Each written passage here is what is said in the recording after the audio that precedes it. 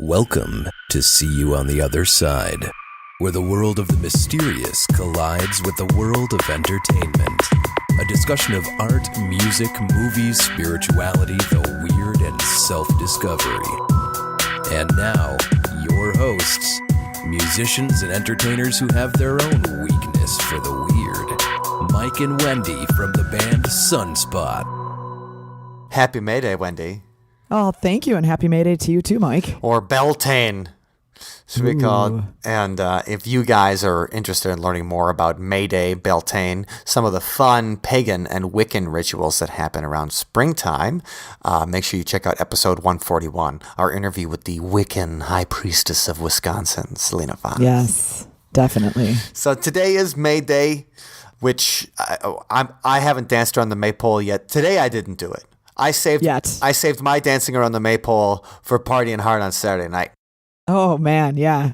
Yes, you tore it up. Yeah. Well, we did. So Wendy and my band, Sunspot, we played at the Crystal Grand Theater in the Wisconsin Dells. Wisconsin Dells, Wisconsin is like the tourist trap of Wisconsin, you know? It is the main tourist trap of Wisconsin, but it's a fun tourist trap. Oh yeah. I mean, it's water. if you like water parks, that's the best place around for water parks because there's a dozen of them. Yeah. And they also have a cool theater. And our friend's band was playing and releasing a CD. And so he invited us to perform there at this massive, like, auditorium-like theater. And it was beautiful. Oh, really beautiful fun. Place. So that was our Walpurgisnacht on April 29th, and we let it happen. Was. And we did the classic Wisconsin polka medley. Yes. So that was extra fun little bonus. Yeah. So that's how we celebrated this particular changing of the season.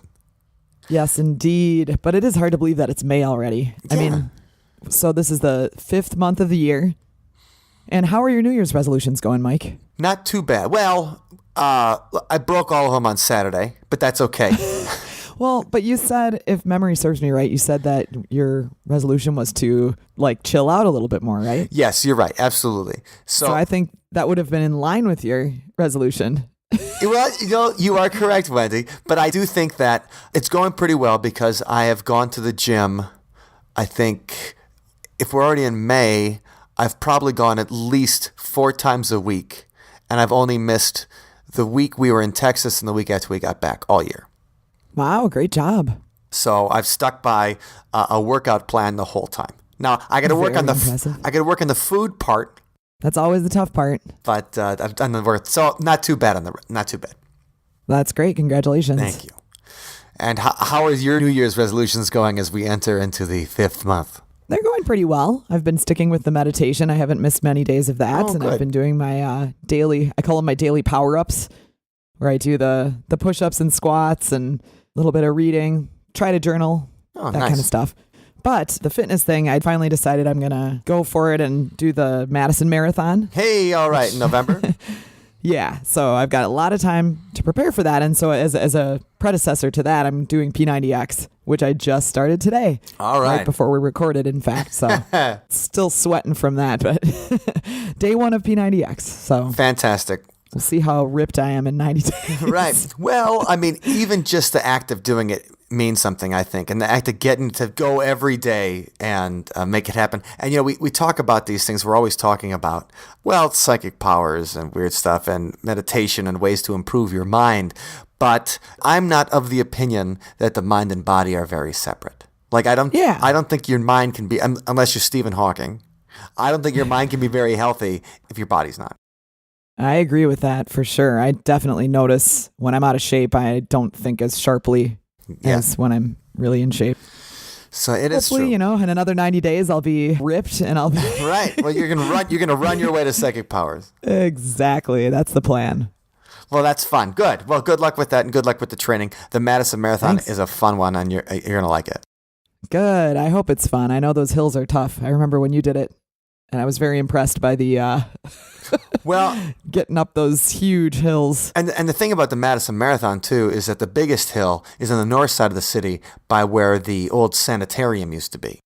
Okay, that's cool. And that sanitarium's super haunted, and you can see it from like the race course. So maybe I'll have some ghosts cheering for me. You will. You know. Hopefully. I hope you do get some ghosts cheering for you in the thing. But that's funny. Like the most painful part of the Madison Marathon is also the most haunted part of the Madison Marathon. Yeah, interesting. Very interesting. And speaking about people getting in shape, I'm glad that we're talking about this because I think this is the perfect example for the topic we are discussing today.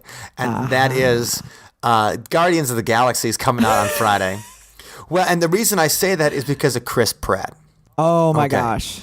So Park and Rec's Chris Pratt. Chris Pratt's the guy that plays Peter Quill, Star-Lord in Guardians of the Galaxy. And charming, funny, great actor. Really enjoy him. And I thought he was great on Parks and Rec. And he was kind of, he was a little bigger on Parks and Rec. And so the change that he made in his body to become Peter Quill in Guardians of the Galaxy is like that. Unbelievable. I find it inspiring. Very inspiring. Because it's not, it's not, well, so Hugh Jackman, you take Hugh Jackman, who is obviously one of the largest studs on the planet. Great actor, obviously funny, can sing well, like you're like, oh man, Hugh Jackman, what a great actor. Yeah. And he obviously has never seen a chicken breast he didn't like. And he eats all of them. And he eats between 8-hour day, like the intermittent fasting. I know at least he was doing that. Gosh. That was one of the reasons when people were like, well, why did you decide to hang up your claws for Wolverine? Hugh Jackman's like, well, I want to start eating other food again. I'd like to enjoy life once again. Right. I want to eat before noon one of these days and after 8 p.m. Wow. So, but the thing is, Hugh Jackman was also a skinny guy in the beginning. Right, so he already was a skinny kind of theater type actor that bulked up. Chris Pratt's a guy that cut, like he moved from being, bigger to cut, and that's a major change. That's the first paranormal change of the Guardians of the Galaxy. No, but we want to talk about Guardians of the Galaxy because excited for the sequel. Yeah, it's one of the more fun Marvel movies, and I have to admit it, I watch all the Marvel movies. Okay, that's okay, Mike. I watch all the Netflix TV shows. I finished Iron Fist a couple weeks ago. I keep up with the Agents of S.H.I.E.L.D. I think of all the Marvel movie properties, the only thing I haven't seen is the last 4 episodes of Agent Carter. Otherwise, I've watched every single thing they've done. You're a dedicated fan. I guess I am. That. I didn't think I was a dedicated fan either. I just end up watching all of it. I'm not a dedicated fan, but I do like the movies. I find them, entertaining. I just, when I think of myself as a dedicated fan thing, it's like I'm going to be a dedicated fan about Doctor Who. I'm going to read about it. I'm going to talk about it. Yeah. I'm going to get drunk and then make obnoxious comments to people on discussion forum boards and stuff like that about Doctor Who. And so I never thought of myself as I enjoyed comic books. Okay. But I never really thought of myself as a comic book guy. Yeah. But you've consumed all of the media. Yeah. For Marvel stuff, which there's just so much of it. That's the thing that I can't even keep up with it. Right. So I knew this was going to be a fun one. And what I like about this too is that the team behind it, the people who are involved in the film, there's a ton of different paranormal stories and relationships that they have. So we thought we'd just talk about, a Guardians of the Galaxy inspired episode and some of the paranormal stuff that's happened to the people who are in this new Guardians of the Galaxy Volume 2. And you might be surprised when you hear some of these things. Right. I certainly was. Right, me too.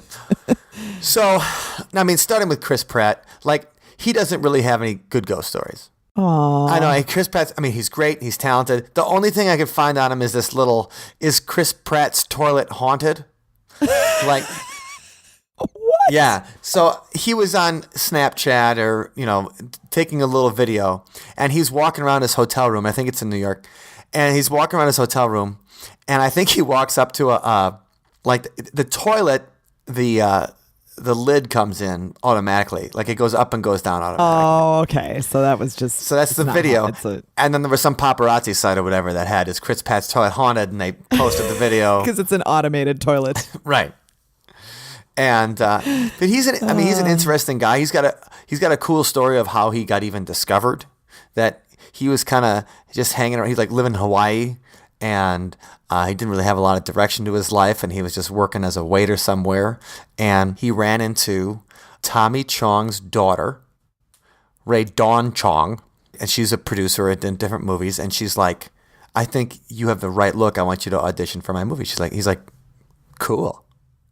So he did, and he got a part. He got a lead in that movie. Unreal. and then moved out to California and started his career. But he was kind of just roaming around, not thinking about acting. He said, like, I didn't really have a plan or anything. And then Must be nice. must be nice to just kind of walk into it. Well, he's living in Hawaii, so there's a lot of celebrities vacation there. That's true. But, when you think about actors, all the actors out there working so hard and just To get dogging it discovered. and trying to get any little gig they can. And then that just kind of falls into his lap. That's pretty amazing. Yeah, that is well. And the thing about him too is he seems like a really nice guy. He's like nice He does. family with. I think he's married to Anna Faris, and Anna Faris got popular originally as being in those Damon Wayans scary movie franchises. So Okay. like they were parodies of all of the teenage slasher films that were coming out at the end of the 90s. And so that's how Anna Faris got popular. Okay. But I just thought it was an interesting story that he's just, and then one day also he found like religion. So he's like a nice religious family man, Christian guy. Oh, he's a good boy. He does. And then he also knows how to change his workout and diet completely to, for the parts. And now he's this buff guy that's like two franchises, Jurassic. That every man on earth hates. Right. You're like, hey, it's like I'm working out too, Chris, but I don't have that. But he's in charge of two franchises, Jurassic World and Guardians of the Galaxy. This is Wow. star. So he did all right, Big Chris. time. Good job. Did you see that Messengers movie with him and Jennifer Lawrence? The Messengers. I don't believe so. They No, were, I didn't that see was a science fiction movie. It was two people who were going to a new colony, Oh, I want to see that. and they were on an Ark ship. Yeah. And he wakes up early. Right. Yes. But don't spoil it because I won't wanna see spoil it. so. I turned it off.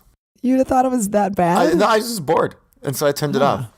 Wow. He's a great, I thought great, funny actor. Jennifer Lawrence obviously has a lot of charisma, and they had great chemistry together. But I was like, I don't care. And so I Didn't do it for Didn't you. do it for me. I turned it off. And So was it because it was just 3 hours of people sleeping?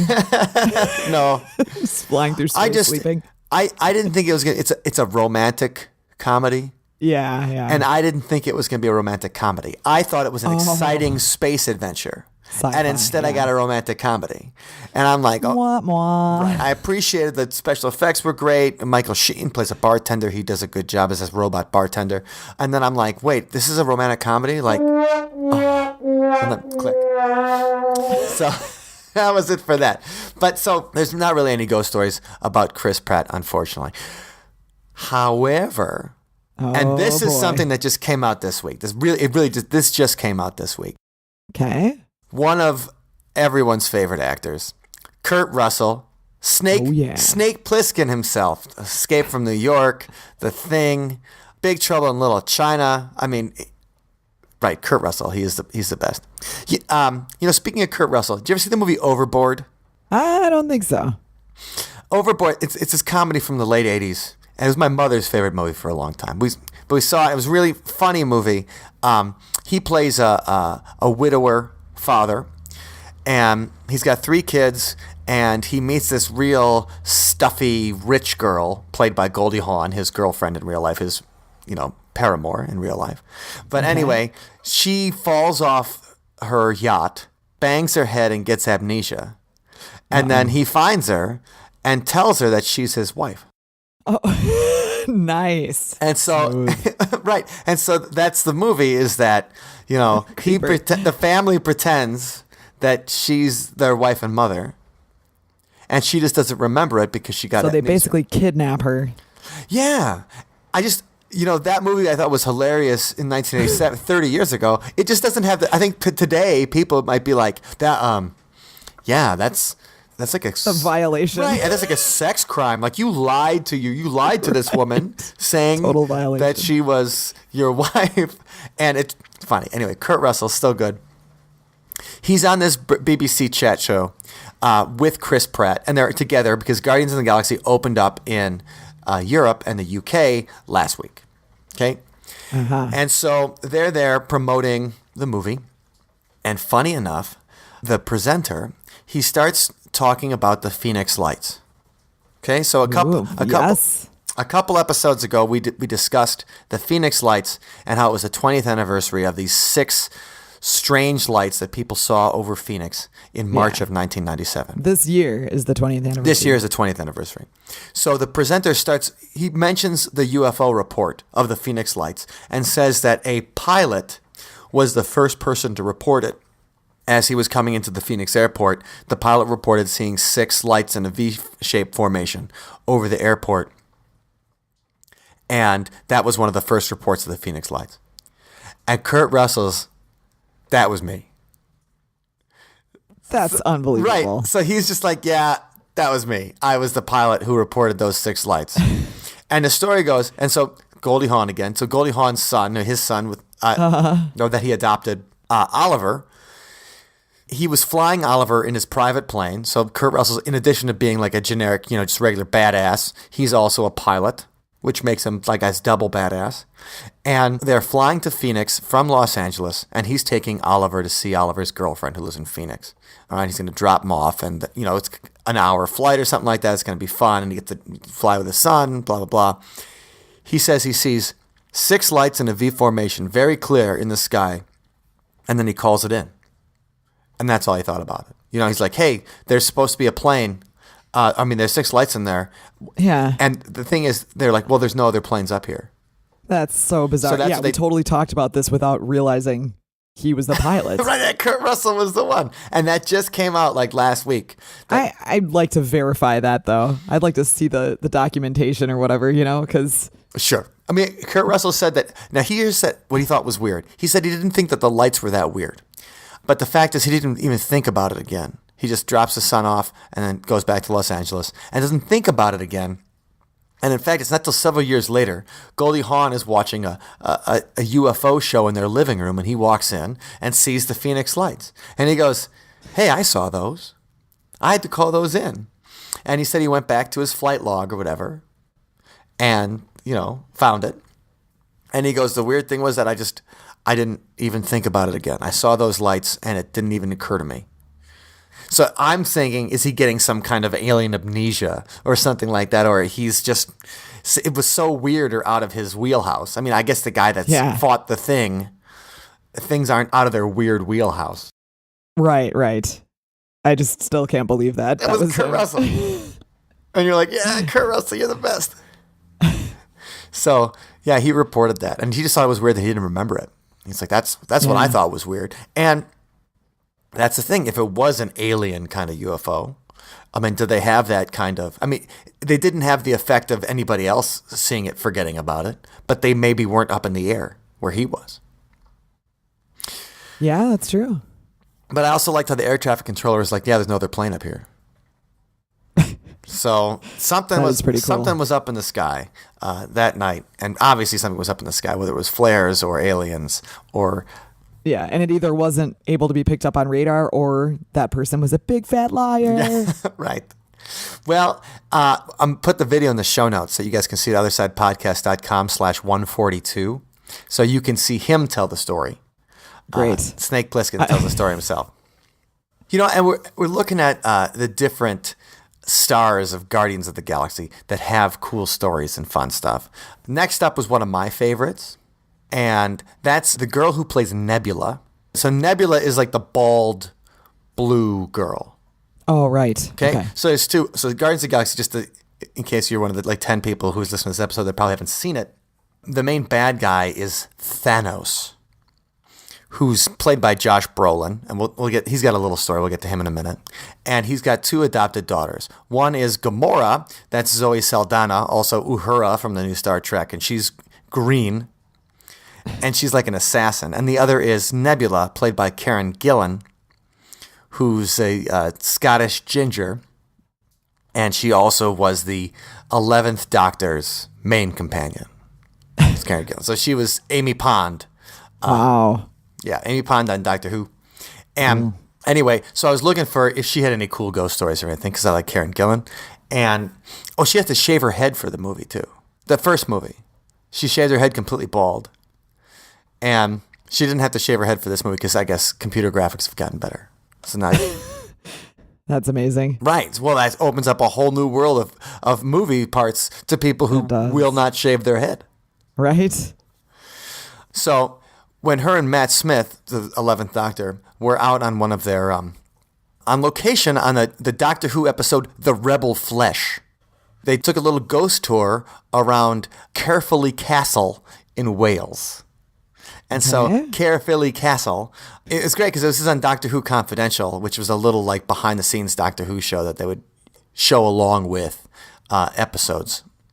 And Doctor Who Confidential would play right after, and you'd have all of the behind the scenes stuff. Anyway, it's a cool thing because it shows the ghost tour guide with Matt Smith and Karen Gillan, and he's telling them the story of Caerphilly Castle, where in the 13th century, the Lord of Caerphilly Castle had a French wife, but she ended up falling in love with somebody else. Uh-oh. Yep, ding, ding, ding. So he kills that guy. As you do. As you do, you're like, oh, my wife lost somebody else? Off with his head. Eliminate him. Right, and so he did. And then she was so upset that he died that she fell off the side of the castle. And so people still see the lady in green Oh, that's in cool. Caerphilly Castle. And they didn't see her on the set, but it was neat that they took the little ghost tour. And also Karen Gillan says that her and her mom are really into ghosts. She's like, we have all the ghost books and the paranormal books and stuff. And she did say right. one time in high school, her and her friend did feel a mysterious figure. But that was about it. And Matt Smith just said, he's like, well, sure, I believe in ghosts. I believe in everything. And I'm like, come on. But I was like, it was just fun because it's fun when you're sitting there and you look up these actors and see when they had some kind of, when they're talking about paranormal stuff. Yeah. And to think about a show like that where you get to shoot in so many old, UK locations, I'd go crazy. I'd love it. Oh, you'd be in heaven. You get access to so many cool spots. Yeah, well, but the thing is, you look up the castle, and then there's just this. It's linked in all the haunted castles. There's Caerphilly Castle. So next time I go to the UK, that's on my list. I'm gonna check it out and see if I can see the lady in green. Definitely. So Karen Gillan's a good one that has a fun story. Here's something that's a little more recent. Okay. So the character of Groot in the movie The Big Tree that can only say "I am." Oh, Groot. yeah. Yeah, I am Groot. Little dancing tree. Yeah, well, he's the little dancing tree at the end. At the end. Yeah. But he's a big tree. The rest. Okay, so who does the voice of Groot is done by Vin Diesel. Oh, right. And I always have a soft spot for Vin Diesel because he admitted that he still plays Dungeons and Dragons. I didn't know that. Yeah. So he's like this Hollywood tough guy, but then, he's still the thing is that these tough guys, they're still drama guys. Yeah. Right? And half the time the drama guys are going to be D&D nerds and stuff like that. And so the fact that Vin Diesel's cool with it, I'm like, yeah, Vin, you're my man. Awesome. So I have a soft spot for Vin Diesel. But, his other big franchise is the Fast and the Furious. Right. And I'll be honest, I have not seen a Fast and the Furious movie.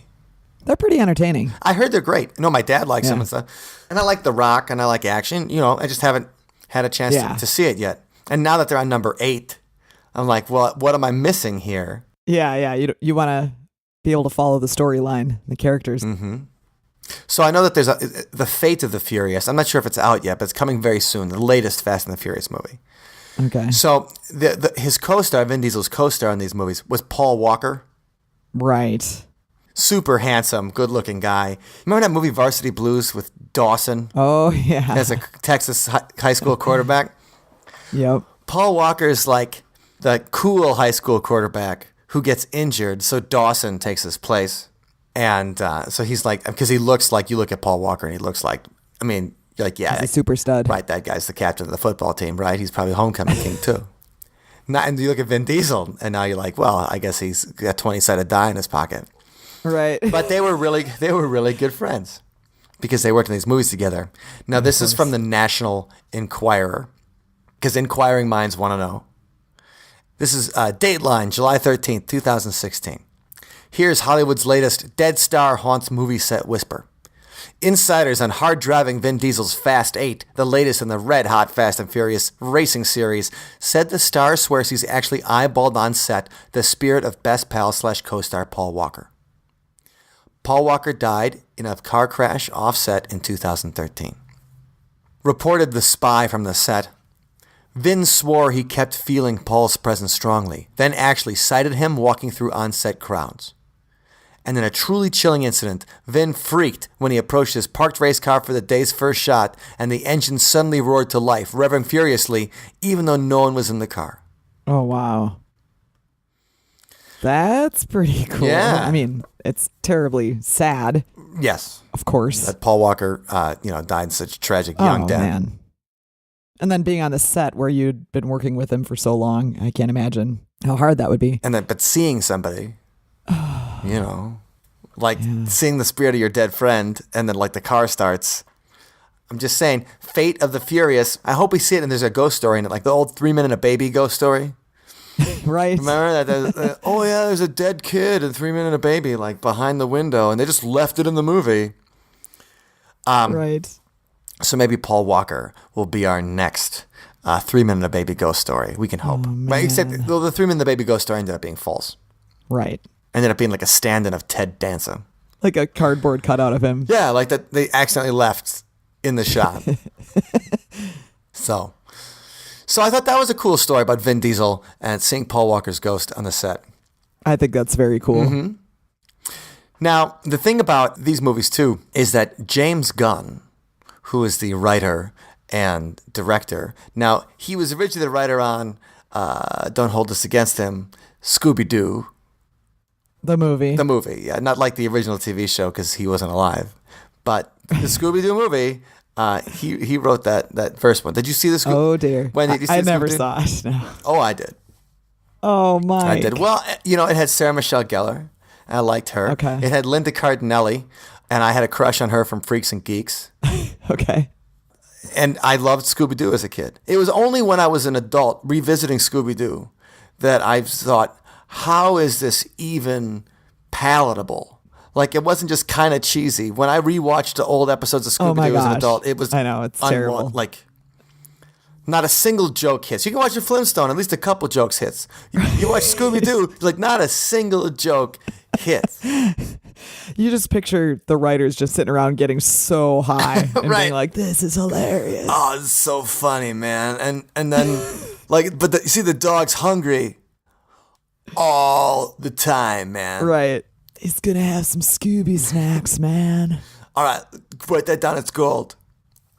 But the dog talks, but he talks like he's got to put an R before everything. So, Yeah. like, Okay. All right. yeah.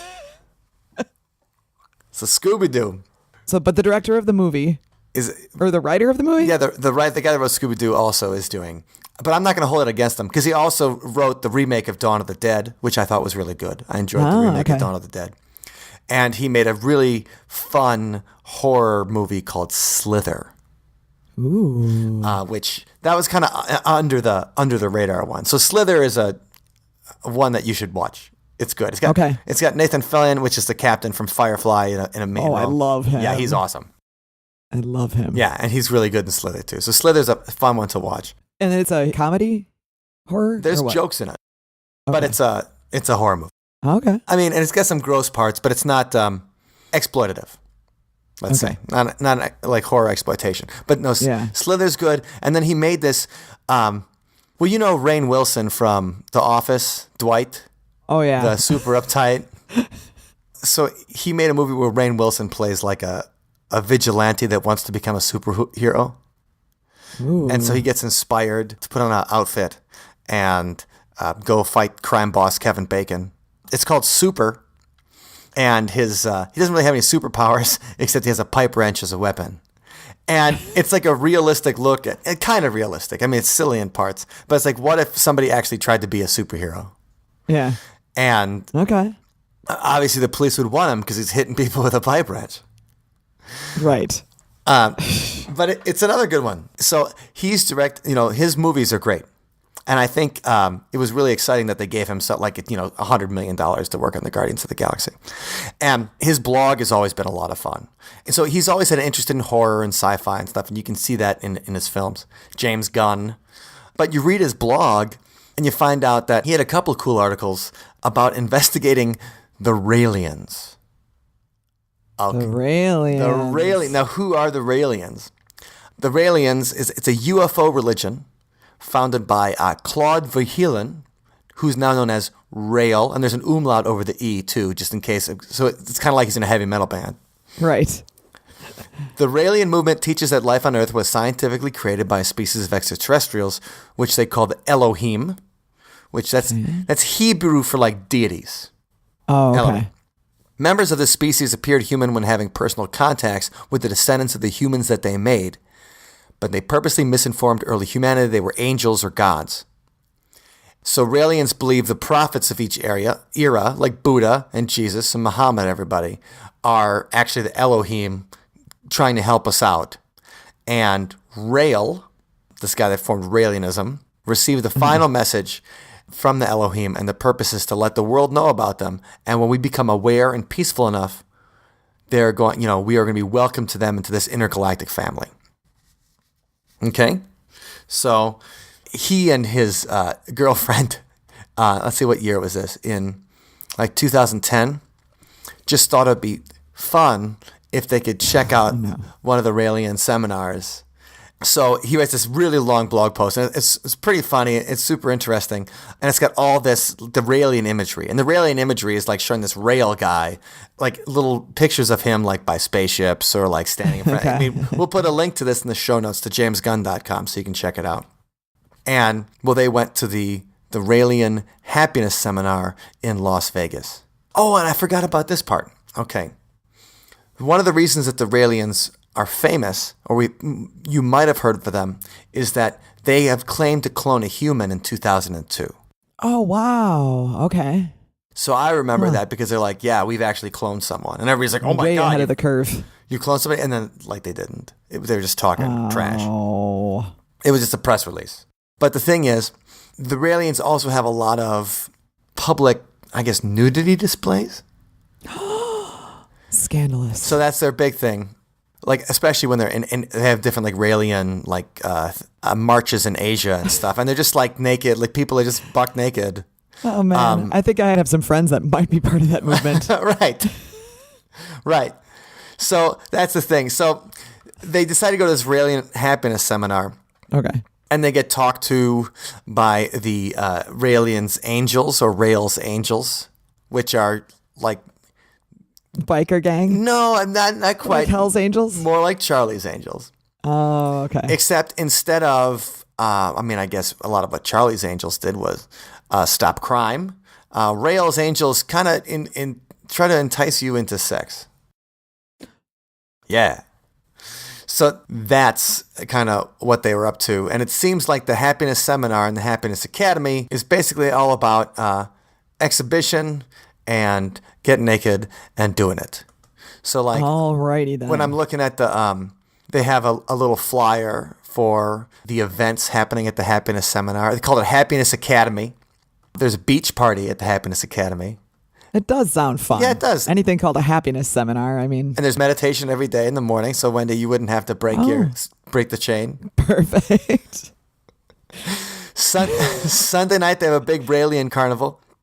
Carnival, hot samba music, wet t-shirt contest, limbo dance, your favorite video games, and our very own sensual bugs to give you a nice massage. Does this say sensual bugs? Hold on. No. Can't be right. Let me make this bigger. Make sure I'm looking at the right Is there a translation issue there? No, it's sensual bugs. That's what it says right there. This is all in English here. They made this. Obviously made this flyer in Word. And this is all in this James Gunn's blog post, which is hilarious. And that might possibly be the only time ever that those two words were combined. You turned down a massage. It's sensual bug. It's from one of our sensual bugs, though. and there's a wet t-shirt contest. Oh gosh. Yep. What on earth? That still happens. Yeah.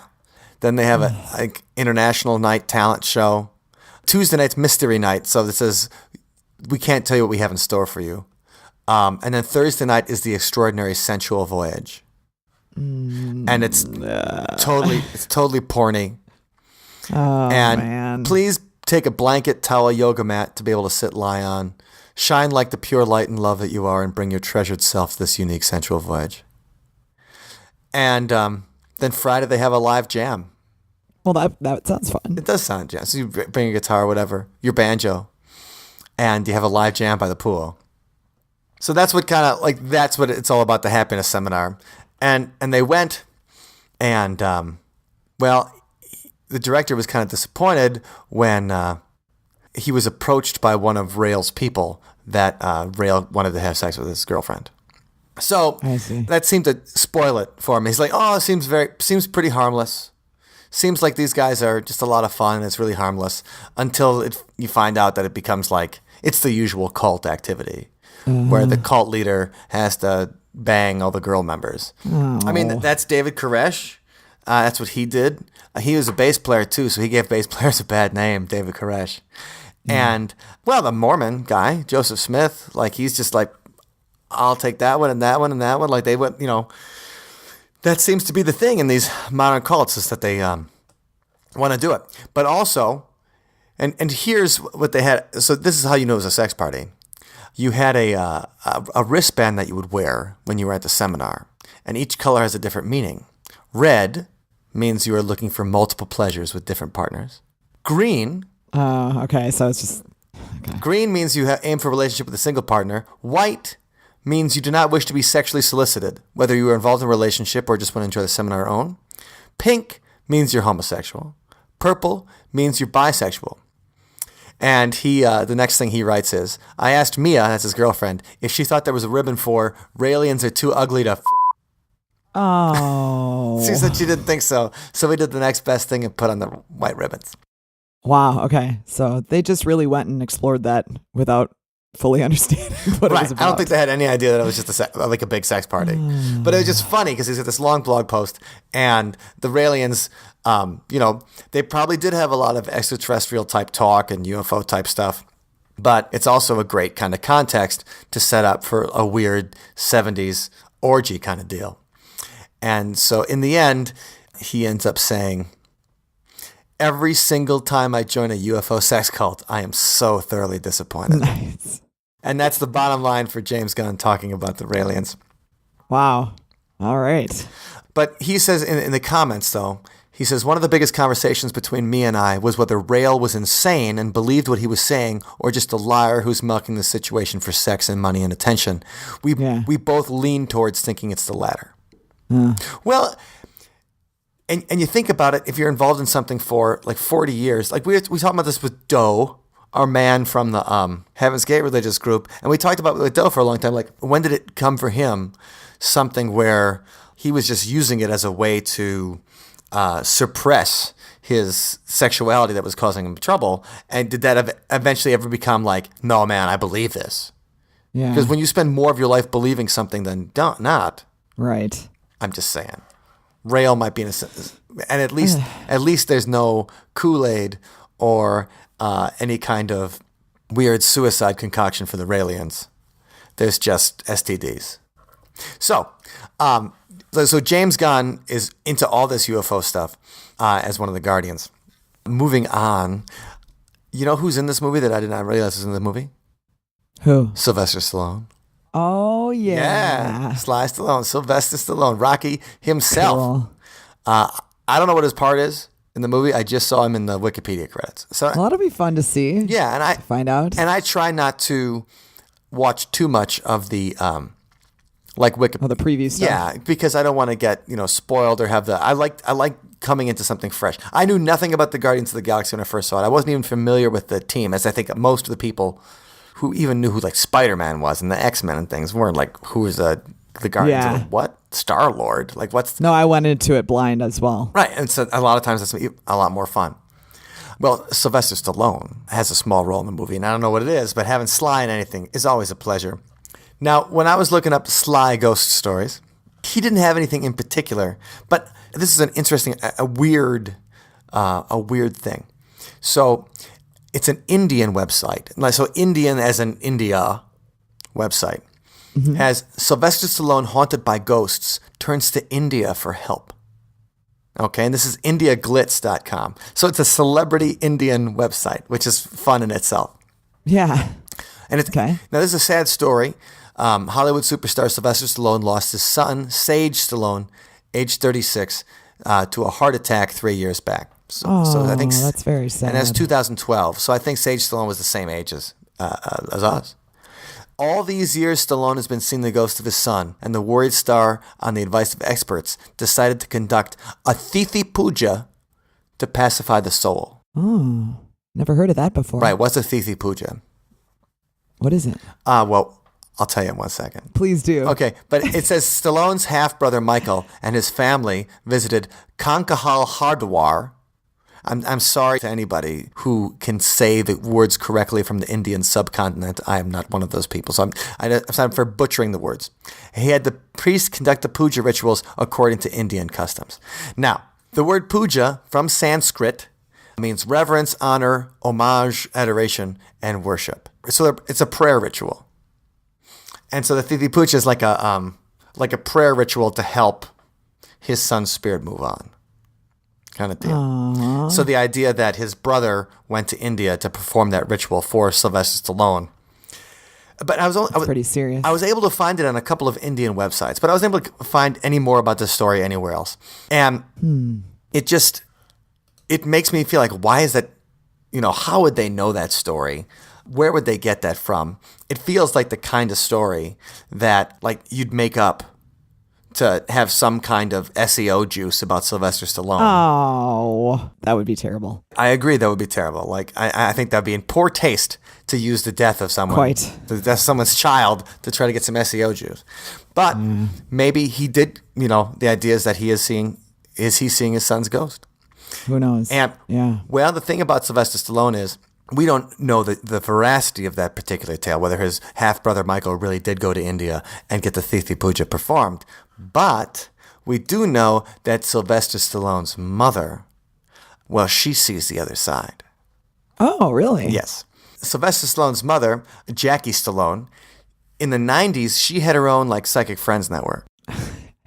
Everybody's got one. Yeah, so Jacqueline Stallone had her own little like psychic hotline in the 90s, and she had an astrology book and a cosmetics line.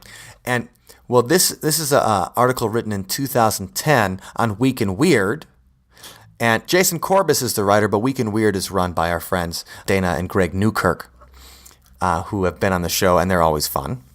Yeah. And they run the Museum of Paranormal and Occult. Which is awesome. Which is awesome. Here's what Jackie got into. Okay, we know about astrology. We know about numerology. We know about reading tea leaves. You look for the future in tea leaves. And palmistry is the other one, right? So you look at your palm, and you can tell someone's future by the lines in their palm. Well, Wendy, have you heard of rumpology?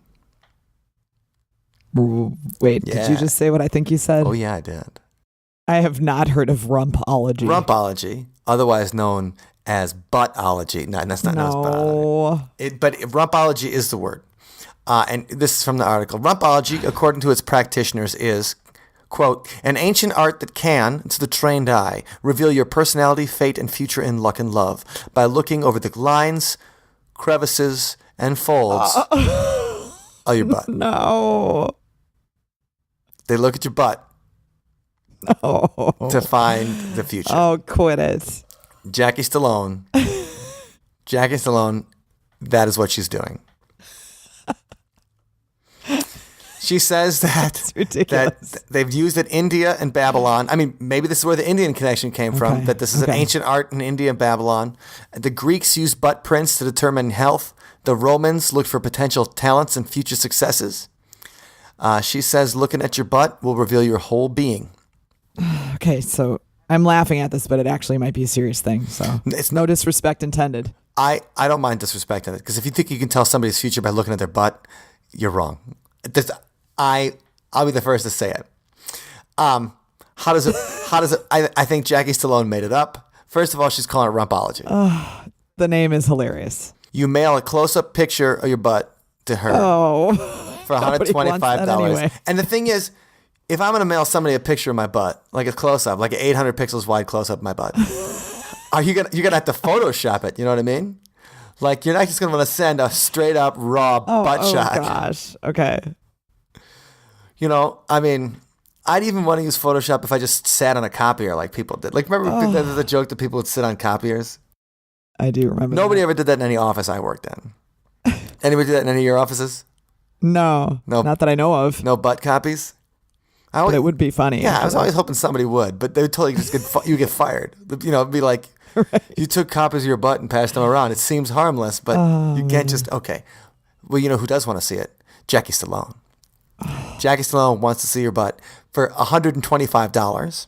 Okay. She will read your ridiculous. print. And so she uses your left cheek as a guide to your No, past. come on, stop And it. the right cheek is the doorway to the future. Here's what she sends you. 1. Your personal condensed no frills report on the signs and markings on your rear end. 2. A condensed 1-year prediction of the direction your rear end is taking you. Love, career, and finance.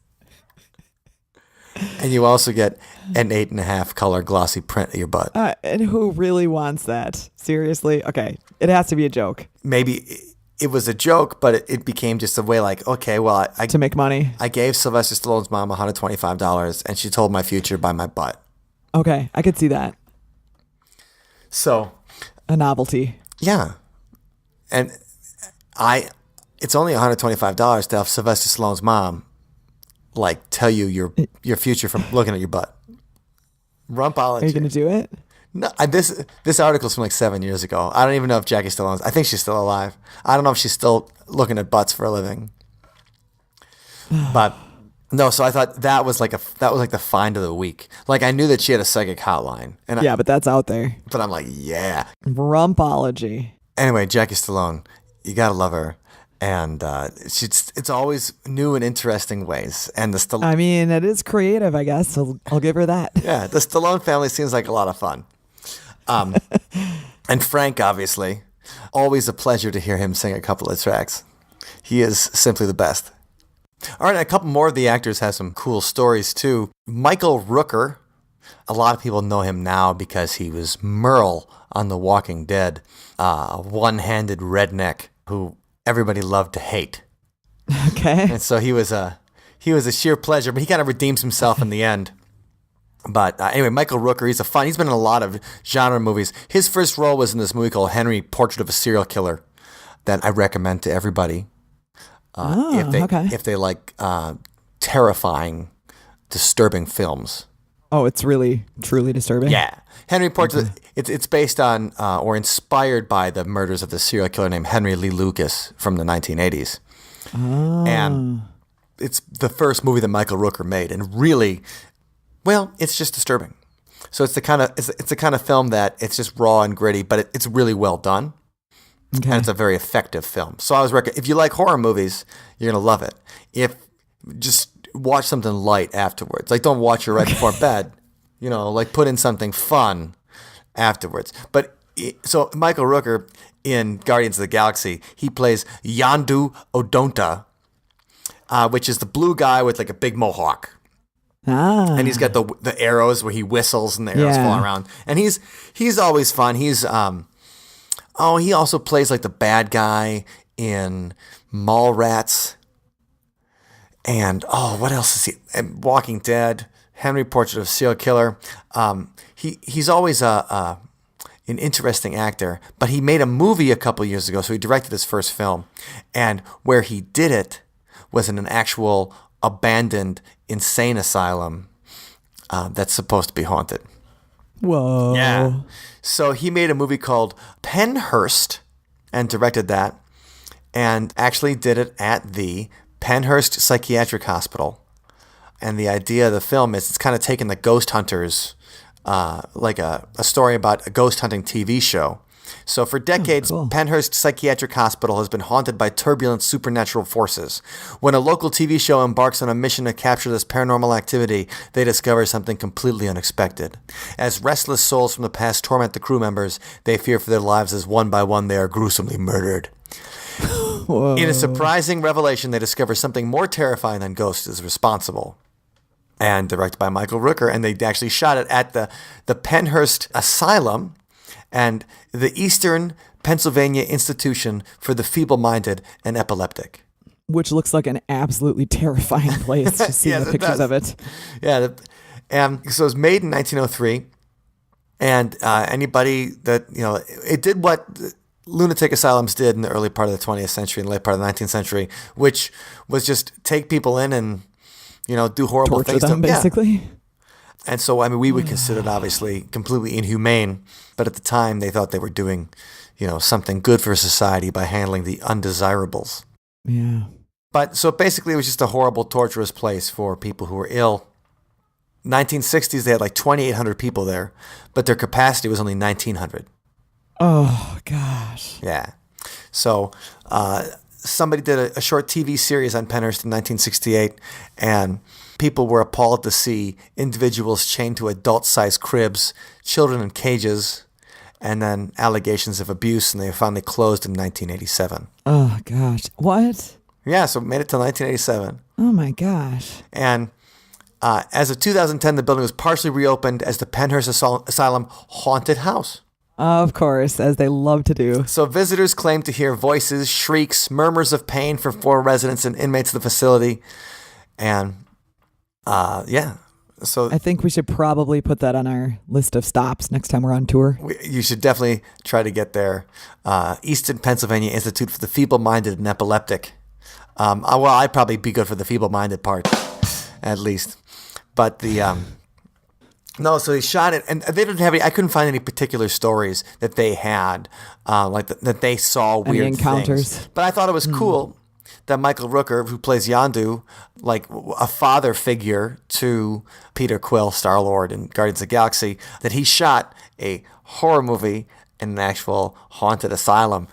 That is really cool. It's kind of like what Christopher St. Booth did when he shot his movie at the Waverly Hills Sanitarium. Ooh. So that they both got a horror movie out of it, as well as a documentary of all the weird stuff that happened. Oh, that's cool. So Yeah, that'd be interesting. now that Michael Rooker is in comic book movies and that he's, was a main character in The Walking Dead, he's a series regular in the 3rd season, and he's a lot of fun in The Walking Dead. As fun as The Walking Dead's going to get. He provides some comic relief and stuff. He's also very menacing and scary in that show. But now that he does comic book conventions, the next time he does a panel or whatever, if he ever comes to Madison or the Midwest to do a convention, I want to say, like, what did you see on the set of Pennhurst? Yeah, that would be interesting to find out if he actually had any experiences on the side. Yeah, I think that'd be really fun. So another cameo in the film, and I don't know exactly what he plays, but he's not in the first movie. Another cameo is by Seth Green. All right. And Seth Green obviously was a lot of fun on Buffy. And then he does the voice of Chris on Family Guy. Oh, okay. He's Dr. Evil's son in Austin Powers.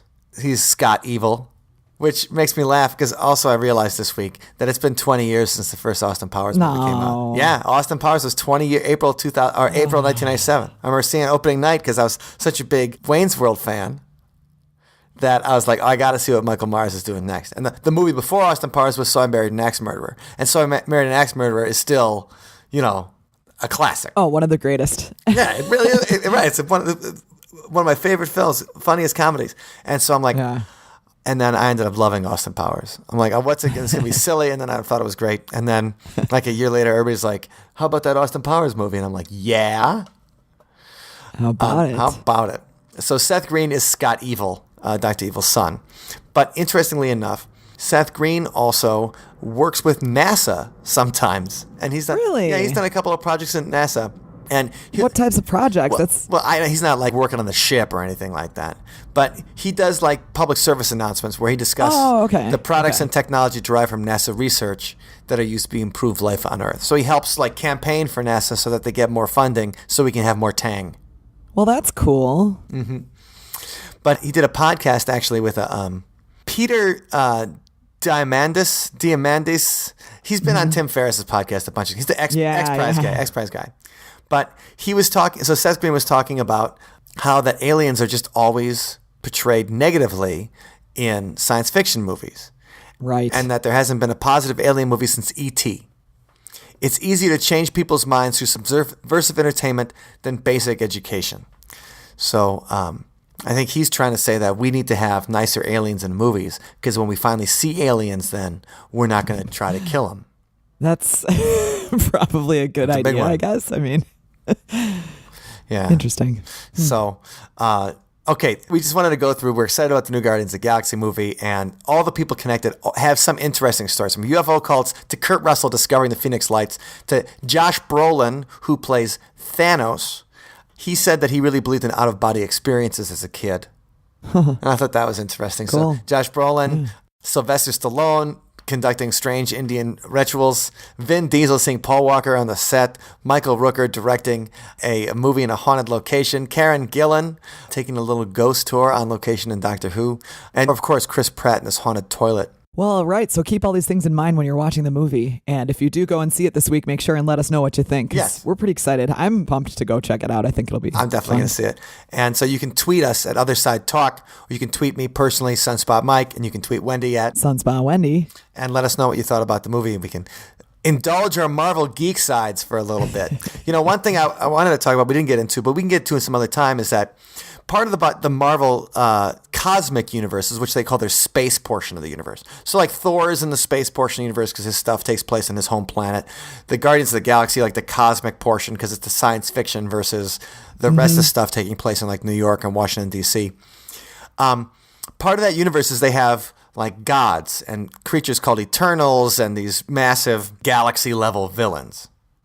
And so the villain, the bad guy in the first Guardians of the Galaxy is Thanos, or Thanos is in it. And that's the character that Josh Brolin plays.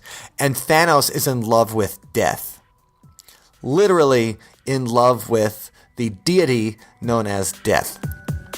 And so that is going to be the plot of the next Avengers movie that comes out next year. The Infinity War is all about Thanos trying to impress Death by using these gems that they've been collecting in all these movies, and he finally gets it all together, gets the Infinity Gauntlet, and goes crazy on the universe. So there's a concept in there that the personification of death in Marvel Comics, and also in Sandman, and how Neil Gaiman did it in his work, that goes back to a long history and tradition of cultures personifying, death, from the Grim Reaper to the Irish Banshee and everything.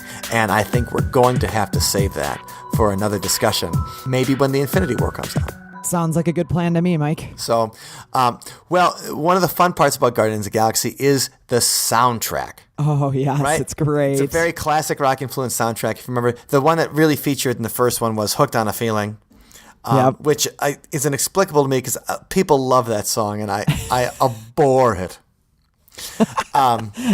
But they did feature in the trailers for this one, Volume 2, they featured The Chain by Fleetwood Mac. And I love The Chain by Fleetwood Mac. So I thought that was a fun one that they are featuring that one in this particular movie. So for the Sunspot song this week, we thought we would grab one of our more classic, rocky, fun, and goofy songs.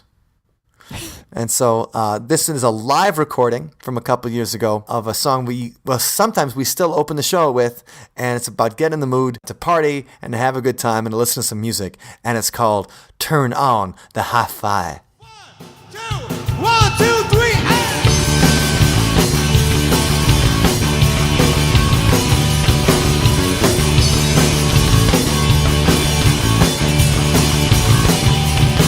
So strap on any old guitar and crank that head up until your ears bleed.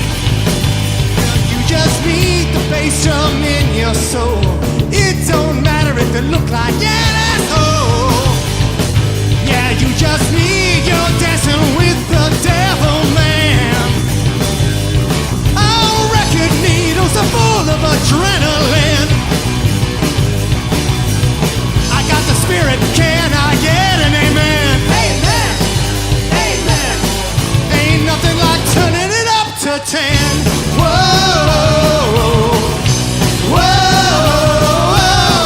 ain't nothing wrong that I see. Turn on the hi-fi, baby. Whoa, whoa, let's make the jump to light speed. Turn on the hi-fi, baby.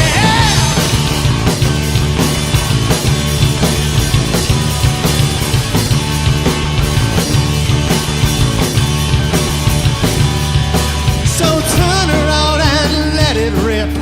Hold on tight, you're on the rocket ship. And it's a trip to blast off with the sound.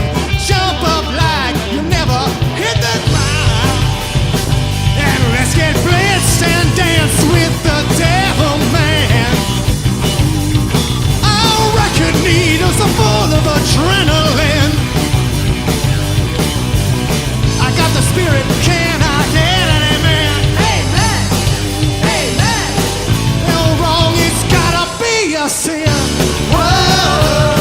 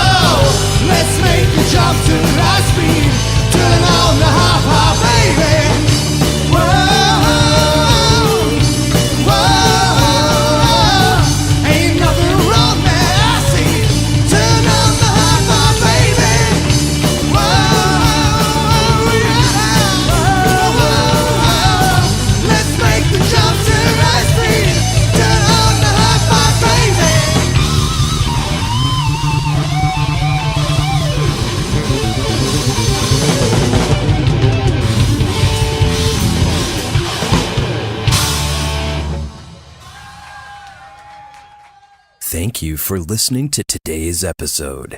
You can find us online at OthersidePodcast.com. Until next time, see you on the other side.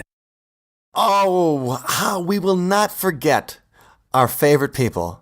Never forget. And we will never forget the Patreons, the people who make this show possible. And Dr. Ned, thank you very much for your level of contribution, which means you get a shout out in every single episode. Ned, you are the best. And all of our Patreons, you guys are the best as well. You're tippy tops. And mark your calendars because this month's Patreon Hangout is going to be on the 25th of May. So we'll look forward to catching up with you then. Yeah, well, I'll hang out 25th of May. And if you guys are interested in joining that group of the awesome people who help support the See You on the Other Side podcast, please check out OthersidePodcast.com/donate. Thanks. Catch you next week.